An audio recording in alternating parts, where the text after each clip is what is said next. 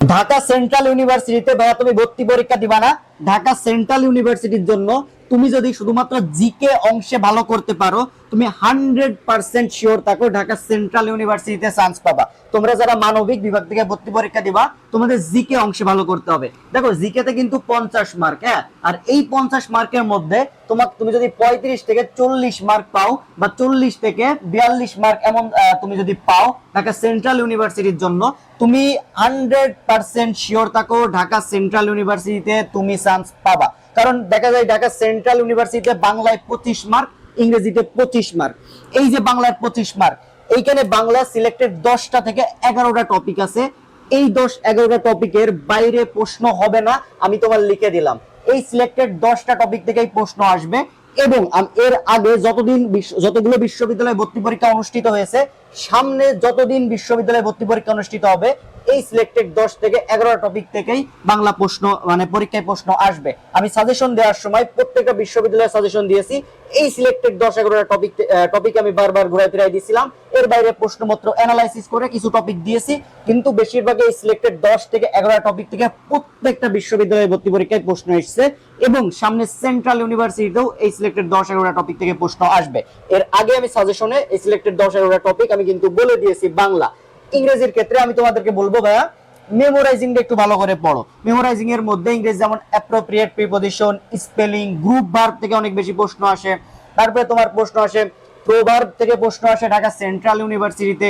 তারপরে তোমার স্পেলিং, তারপরে তোমার হচ্ছে যে ইডিয়ম ফ্রেজ থেকে প্রশ্ন আসে, ভোকাবুলারি থেকে প্রশ্ন আসে। মেমোরাইজিংটা যদি কেউ ভালোভাবে একটু পড়ে, মানে মেমোরাইজিং গুলো যদি রিভাইজ দেয়, এবং গ্রামারের কিছু সিলেক্টেড টপিক আছে যেমন পার্টস অফ স্পিচ, এর মধ্যে noun, pronoun, adjective, verb, adverb, এবং এর বাইরে right form of verb, subject verb agreement, tense, voice, narration, conditional sentence, sentence correction, এইগুলো যদি ভালোভাবে পড়ে তার জন্য এনাফ। এই যে বাংলা সিলেক্টেড 10-11টা টপিক আর ইংলিশ গ্রামারে যে কয়েকটা টপিক বললাম, কেউ যদি এই কয়েকটা টপিকও ভালোভাবে পড়ে, তাও সে বাংলা ইংলিশে অনেক ভালো মার্ক পাবে। এবং কেউ যদি মনে করে ভাই বাংলা ব্যাকরণের কিছু অংশ আমি পারি না, ইংলিশ গ্রামাটিক্যাল বিষয়গুলো বুঝি না, মেমোরাইজিং গুলো আমার মনে থাকে না, আমি তার জন্য বলবো ভাইয়া তুমি জিকে এই যে 50 মার্ক আছে না, জিকে 50 মার্কে তুমি ফোকাস করো।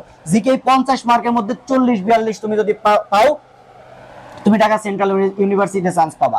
এবং এর আগের ভিডিওতে আমি এমন ভাবে তোমাদের জিকে বিশ্লেষণ করে দিয়েছি, এমন ভাবে দেখাইছি, ওইভাবে যদি কেউ পড়তে পারে জিকে, 100% শিওর সে জিকেতে ভালো করতে পারবে। 40-42টা সে পাবে, আমি তো ওকে লিখে দিলাম 40-42টা পাবে সে জিকেতে। এবং তোমরা আজকে মনে করো না যে ঢাকা সেন্ট্রাল ইউনিভার্সিটির ভর্তি পরীক্ষা এবার সহজ হবে।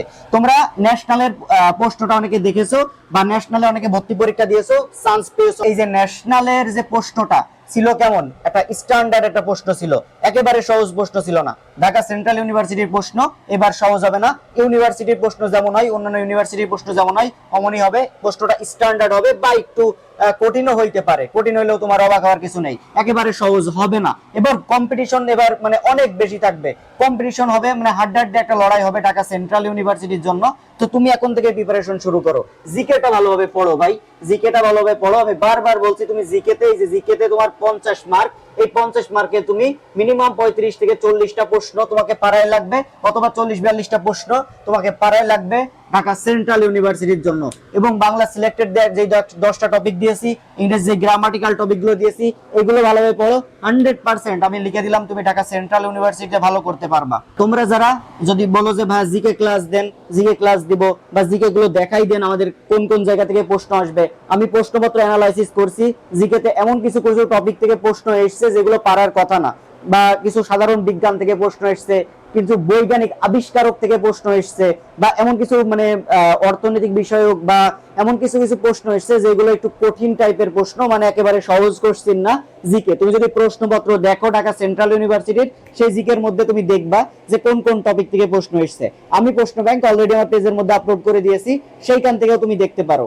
তো আর যারা প্রশ্ন ব্যাংক পাও নাই, তুমি আমাকে জানাইতে পারো। তো ভাই দেখাবে পরবর্তী ভিডিওতে। ততক্ষণ সবাই ভালো থাকো, আসসালামু আলাইকুম।